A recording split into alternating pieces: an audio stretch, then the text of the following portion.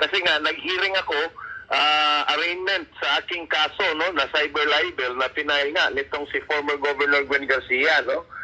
Nung makarating ako, had dinner at natulog ako ng alas 9 ng gabi, November 3, at around 3 a.m. ay gumising na ako dahil I can actually feel the winds getting stronger na at I was tracking the storm, no. Ang Liloan kasi, no, it is the last part of the 5th district, the congressional district ni Duke Frasco, adjacent to Consolacion and then to Mandawi City, no. In fact, we are on the northeast, just 15 kilometers from Mactan Island, at katapat namin or nasa opposite namin of our coast is the islands of Camotes, no. At yun na nga, no, ako, I've been warning people and some of my friends, no, na although hindi masyado ang hangin ng Bagyong Tino, we have to be very careful because it's bringing in a lot of water. At sabi ko nga sa kanila, do not mind those people na nagpo-post na okay lang dito kasi kalahati lang ang speed niya or ang wind strength niya kaysa kay Odette daw. Pero ang hindi nila sinabi, napakaraming ulan ang taglay ng Bagyong Tino, no? At nakita na nga natin yan sa devastation na kanyang dinala dito nga sa within the Metro Cebu area, Admar. Diyan sa Liloan, hanggang saan yung tubig baha kung merong mga pagbaha na nangyari? Actually, where I am, ang Katarman, we are a bit lucky kasi yung barangay ko is the next barangay adjacent to Consolacion. We are on the very east coast. We are actually higher ground, around 7 meters above sea level. At yung poblasyon ng Liloan, the town center mismo, at saka yung adjacent niya na dalawang barangay kung saan nandun ang Kotkot River, kung saan nandun ang maraming namatay, doon ang flash flood.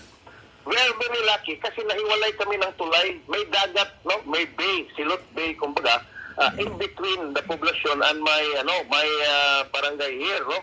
Ang namin dito, because we are just 500 meters away from the beach, talagang yung hangin ang threat namin dito. Pero yung pagbaha, hindi. Pero yung adjacent barangays na nga, yung barangay Hubay, which actually is my mom's birthplace, at saka yung barangay Kutkot, kung saan nandun nga ang napakalaking Kotkot River, at yung sa Hubay is the tributary of that Kotkot River, doon nga bumigay at doon nagdulot ito ng lampas tao na baha, Admar, dyan sa highway mismo. In fact, yung aking pinsan, kasi nandun pa sila sa ancestral house ng nanay ko, luckily, yung kaniyang nanay at yung mga kapatid ay wala na doon kasi nga nirelocate namin kasi may mild stroke, no, galing sa ospital. Siya ang naiwan doon, pero doon siya sa may dagat sa mga kabarkada niya. At sabi niya, around 5:30 in the morning, hanggang talampakan lang ang tubig daw. Less than an hour, Admar, sabi niya, less than an hour. Grabe yung pagbaha. Tumaas na yung tubig, lampas tao na, around 100 of them, galing sa may tabing dagat, kasama na itong mga bata at matatanda, they wage through yung hanggang dibdib na tubig na napakalakas daw yung agos at hindi sila makatawid doon sa kabilang parte ng highway kasi nga ang highway kasi ay parang naging malaking ilog at buti na lang daw mayroong unfinished na 3-story building at doon sila umakyat, about 100 of them, doon sa pangalawang palapag at they waited out na humupa yung baha. Sabi niya between 6 a.m. To around 11 a.m. na, medyo humupa at around 12 ay may makadaan na daw yung mga sasakyan. This is unprecedented in our history. Ako, 55 years old na ako ngayong November. But this is way beyond my imagination even, Admar. So, kumbaga, sa kasaysayan, ito yung pinakamalala. Kasi, out of, sa report kasi, umabot na sa 89. Ang bilang. Actually, Admar, ang latest is 92. 92 na. At karamihan dito, dyan sa inyo pong bayan, sa Liloan. Sa Liloan is already 35. That's around 40%. Pero kung titingnan mo, Admar, ang 5th Congressional District ni Duke Frasco, Kasama niyan ang component city ng Danao, yung four towns of the islands of Camotes at yung 7 towns here from Liloan, Compostela, Danao, Carmen, Catmon at saka Bourbon. At kung titingnan mo yung body count, no? 65% or around 60 people of the 92 who perished came from the 5th district, Liloan, Compostela and Danao City, Admar. Yun nga, napakarami po nito. So, first time itong mangyari sa inyo kahit na may mas malakas pa na klase ng bagyo. Kasi umalala ko, 2021, panahon pa ng pandemya, nang tumama ang bagyong Odette. Tama, Admar, no? Ako po medyo may katandaan na rin at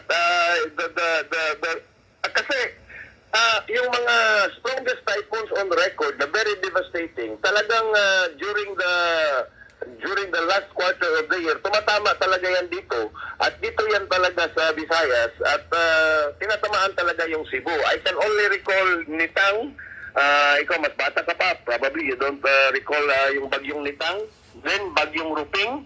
Bagyong Ruping, abutan ko. Yes, and then Yolanda of 2013 and then Odette, the more recent in 2021. In fact, yung death toll ng Odette, which was one of the strongest typhoons ever recorded in the history of the world, 102 lang ang namatay doon sa Odette. 102 lang. Ngayon, nasa 92 na kami and there are people that are still missing. The body count keeps on piling and it's not just Liloan, Admar. It's Cebu City, the Butuanon River in Mandawi City, no? At ewan ko kung ilan na yung patay doon sa hinterlands of Cebu and even Consolacion, the adjacent town of Liloan na meron ding Kansaga River at umapaw din. Opo. Ganon din, flash flood din. Yung klase ng mga pagbaha nito, maraming first time sa inyo, first time dyan sa Liloan. Nakita ko talaga doon sa Cebu, yung sa ano bang barangay, Barangay Bakayan, na nakita Yes, ko maraming mga kotse, maraming mga neighborhood. Ibig sabihin talagang matagal na siguro sila nakatira dyan at nag-expect sila na wala talagang baha dyan, kaya dyan sila tumira. Pero suddenly talagang parang pinagpapatong-patong yung ilang mga sasakyan nung humupa na yung baha, Sir Ibi.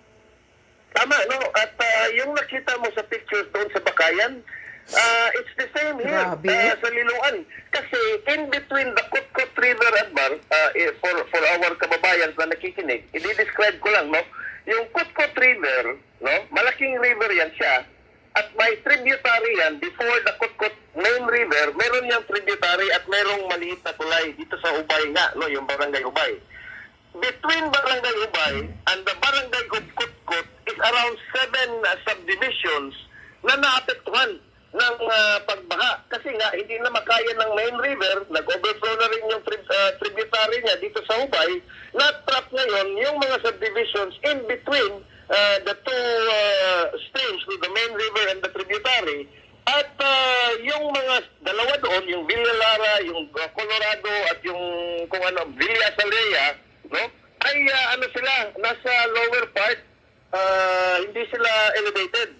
So talagang ma-inundate sila at makikita mo sa mga pictures na dito, nung sinabi ng aking mga kaibigan dito nga, yung kapatid ko nga, classmate niya ay namatay kasi yung bahay nila, ang likod ng bahay nila is the river bank of the Kutkot River. Kaya nalunod at namatay daw yung dalawa, yung mag-asawa na classmate ng kapatid ko. At yun na nga, patong-patong din dito ang mga sasakyan, yung mga motorsiklo, hindi na mahagilap, lahat, no? Adman, talagang this is historic, no? This is I cannot even imagine. Even in my imagination, hindi ko talaga naisip na mangyari ito sa amin dito sa Liloan. And even in Bakayan, in Talamban. Grabe, talagang dilubyo talaga ang dumating sa Cebu ngayon. In Talamban, Adman. Sa post ni Governor Pampare 4, meron daw at least 26 billion pesos daw na halaga ng flood control project. Missing. Meron din tayo na nakukuha ng mga information na from 2022 hanggang 2025, meron daw at least 410 na mga flood control projects, no? Kabuang nagkakahalaga ito ng 15.7 billion. Sabi dito, approximately 50% of Cebu's 410 flood control projects worth 15.7 billion pesos ay itinayo, kinonstruct dyan sa mga major rivers, mga creeks at tributaries, kabilang na ang mga areas outside ng Metro Cebu. So anong nangyari po dito sa mga flood control project na sanay magkokontrol sa flood, pero ang nangyari parang kinontrol nilang flood na magkaroon ng flood. Tama, no, Admar, ako rin, no, hindi ko maintindihan, no, although talagang una na doon, no, it's ang ano ko rin doon is the lack of precaution and the lack of situational awareness and the lack of information. Kasi sinabi na talaga ng Pag-asa and even the joint warning storm warning system lahat na this storm is going to bring a lot of water. Pero ayun na nga, siguro kampante din yung mga LGUs, yung iba wala dito, yung mga mayors, no, nasa Europe nagbabakasyon. Pero again, tama ka, Admar, no. I don't know if Pambari 4 is correct in her figures and I don't have the exact figures, but ito na lang ang sasabihin ko, no. Ang Cebu province, no, is number 2 of the most flood control projects, di ba? 414 ata, no?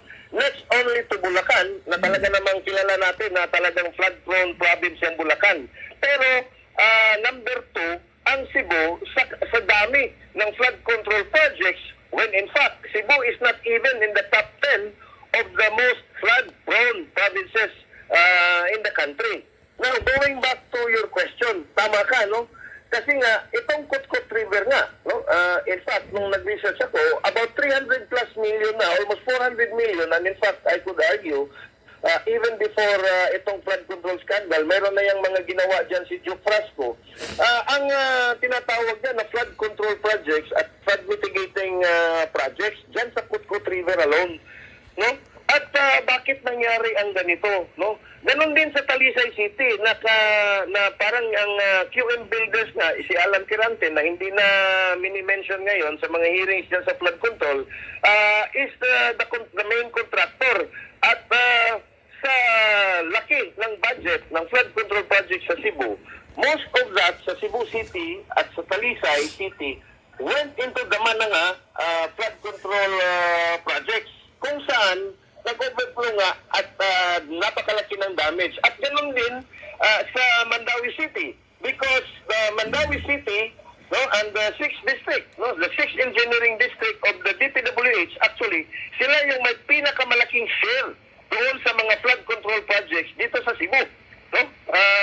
7.6 billion ata pesos if I'm not mistaken.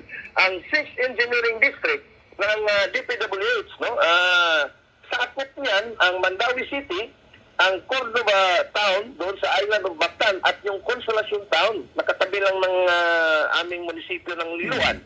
At yun na nga, nakita natin, at marami na nga rin patay doon sa Mandawi, at doon natin nakita na yung Butuanon River, it's one of the major rivers dito sa Cebu, sa Mandawi City nga, at di ba, naging controversial nga yan, dahil noong last year pa, nasira yung DC at it was exposed at nakita natin na walang steel rebars ang ginamit doon at puro mga kawayan ang kanilang ginamit na reinforcing bars. No? So yun, Admar. Mas mabuti pala siguro na wala na lang flood control project. Correct. Kasi kung kailan walang ipinagmalaki na Tama. mga flood control, wala pang mga pagbaha na kagaya nito, Sir Ibi. Tama, no? It's nature's way of fact-checking the claims, no, of Bongbong Marcos, no, and these corrupt politicians. Una na dyan, Admar, no, tama ka, no? Halimbawa lang dito sa amin sa Liloan. Yung Okay, yan lang ang papakita ko. Tama! Sana wala nang flood control project para hindi pa manakaw yung pera ng mga taxpayer. Oh, ano ito, Marcos Jr. Ang baha andito sa Cebu. Bakit andoon kayo sa Davao, mga ICI? Bakit andoon kayo sa Davao nag-imbestiga? Bakit hindi kayo nag-imbestiga dito sa mga congressman ng Cebu? Ha? Wala ang baha sa Davao. Ba't andoon kayo, ICI? Ang galing talaga ng mga diversionary tactic ninyo, ano? Talagang galing ninyo manglilihis. Ang baha andito sa Cebu, dito kayo mag-imbestiga dahil according to the Governor Pambari 4, mga substandard, 26 billion ang budget sa flood control sa Cebu. Pero ganito ang nangyayari. Naging dilubyo dahil mga substandard at kung ano-ano lang ang ginagamit. Nakakaawa ang mga tao. Yan ang sinasabi. Ang mga buaya, ang mga kawatan, nagpapakasaya sa pera natin mga taxpayer, pero tayong mga taxpayer ang mga biktima. Ganito tayo niluluko ng bangag na government na to, mga magnanakaw. Kaya kayo mga ICI, wala kayong kwenta talaga. Talagang isarado nyo yung ICI ninyo. Dahil ginagawa lang yan ni Bangag para pagtatakpan ang sarili niya. Kasali siya dito sa korupsyon, si Marcos Jr. Dahil siya mismo ang nagperma sa budget na to. Kasi alam niya, ba't di niya binito ang budget? Pinipirmahan pa rin niya. Hindi mga ano yan, yung mga kontraktor, yung mga DPWH, hindi mga mastermind yan. Ang mga mastermind ang tukuyin ninyo. Hindi yung mga buntot. Yan ang katotohanan. Ngayon, ang baha andyan sa Cebu, ang daming patay. Lalo na sa Talisay. Diyos ko po, nakakaawa. Kawawa talaga ang Talisay. Nalampurnas talaga lahat dyan. Ay, nako, hindi ko kayang tingnan yung pictures. Talagang walang natira na bahay. Puro skeleton na lang. Grabe, ay, nako po. Grabing dilubyo talaga ang inabot dahil ito ang resulta sa mga magnanakaw na gobyerno na under kay Marcos Bangag Jr. Ito ang resulta. Ang pera ng mga taxpayer binulsa, winaldas lang ng mga magnanakaw na politikong congressman na naka-assign sa distrito ninyo. Kaya habulin ninyo yung congressman ninyo dyan sa distrito ninyo, mga taga Cebu. Kasi kayo ang kawawa. Sana magising na kayo at matuto na kayo. Tumayo kayo, lumaban kayo. Kasi tayo lang ang ginagago ng gobyernong manlulokong mga kawatan na to. Talamak, grabe. Di natin makayanan ang mga magnanakaw. Talagang systematic. Parang mga sindikato itong mga magnanakaw na to. Nakakagigil.